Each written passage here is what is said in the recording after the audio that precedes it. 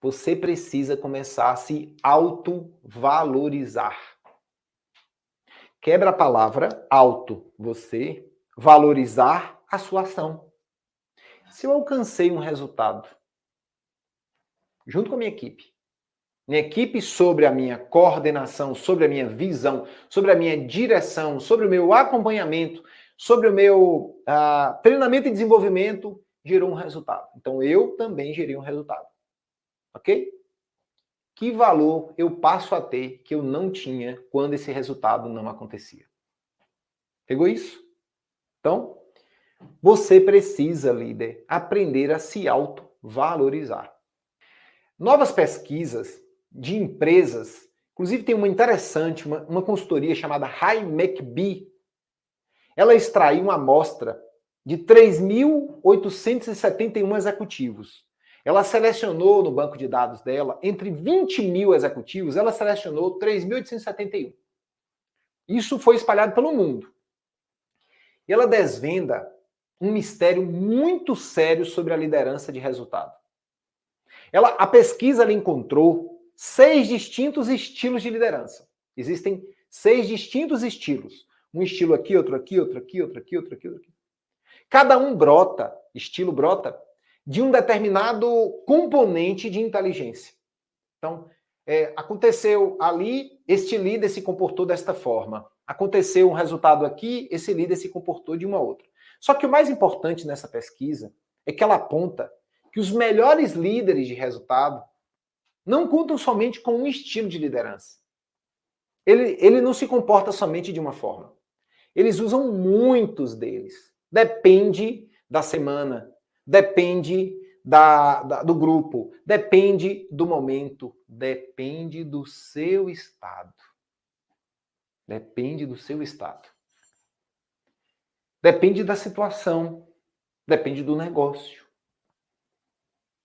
Então, autovalorização é fundamental. Você, após um resultado, precisa começar a se autovalorizar. Eu percebi que a sobrecarga de muitos líderes que entregavam resultados e não estavam se sentindo valorizados era uma falta de autopercepção. Presta atenção aqui, ó. Eu percebi nas minhas consultorias, mentorias, treinamentos e acompanhamentos, nas turmas do G8, eu comecei a perceber que a sobrecarga de muitos líderes que entregavam resultado era a falta da autovalorização. Porque antes de você ser valorizado por alguém, você precisa se valorizar. Antes de você amar alguém, você precisa se amar. Antes de você ajudar alguém, você precisa estar nutrido. Eu acho interessante o comportamento dos animais. Eu acho muito interessante. Uma leoa pega uma gazela, mata a gazela, ela parida, e os filhotinhos começam a chegar para querer comer.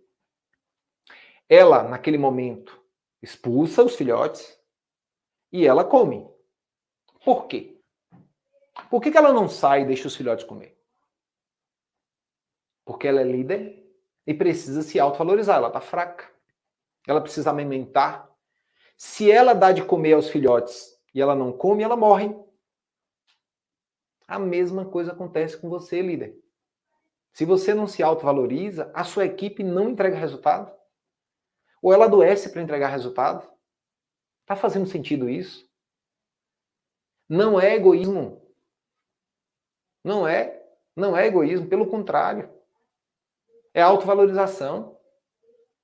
Então, muitos líderes estão agindo o contrário. Uma antropóloga chamada Margaret Mead, ela estudava o comportamento humano e ela ficou 5 anos na África.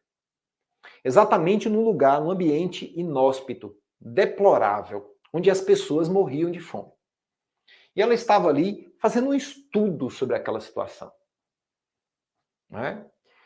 E quando ela ia para casa, lá na África, ela ficava hospedada no melhor hotel. Comia as melhores comidas que ela podia. E aí uma repórter, não é, sabia que ela ali estava, uma pessoa muito famosa, e foi entrevistá-la. E dentro da entrevista, a repórter fez uma pergunta para ela assim, ó, Margarete Mead, por que você está em um ambiente deplorável e quando você vai dormir, você dorme num ambiente confortável? Você está ajudando, mas ao mesmo tempo você está comendo... Você não come o que eles comem. Será que isso é justo? Olha a resposta dela. É justo sim. Porque se eu comer o que eles comem, se eu dormir aonde eles dormem, eu não vou conseguir ajudá-los. Eu vou adoecer e eu vou morrer antes. Primeiro porque minha imunidade é baixa. Eles suportam muito mais do que eu agora. Então eu estou fora para poder me nutrir e ajudá-lo. Isso é autovalorização. E os resultados, cada vez mais. Ela, numa das pesquisas que ela fez, ela descobriu que o ser humano, lá na África, tá? Pesquisa dessa antropóloga. Ele não nasce nem competitivo, nem cooperativo. Ele nasce neutro. É a cultura do povo que influencia a ele competir mais ou ele cooperar mais. Aquela cultura que ela estava pesquisando era mais cooperativa. Então, Margaret Mead se autovalorizava, se autobeneficiava, detrimento do resultado que ela estava gerando. Ok? Shell, e qual é a vantagem de se autovalorizar? Quebra a palavra reconhecer. Reconhecer. Conhecer mais o seu ser. Cada vez que você valoriza, mais você conhece o seu ser. Você está sobrecarregado, talvez, por falta de reconhecimento.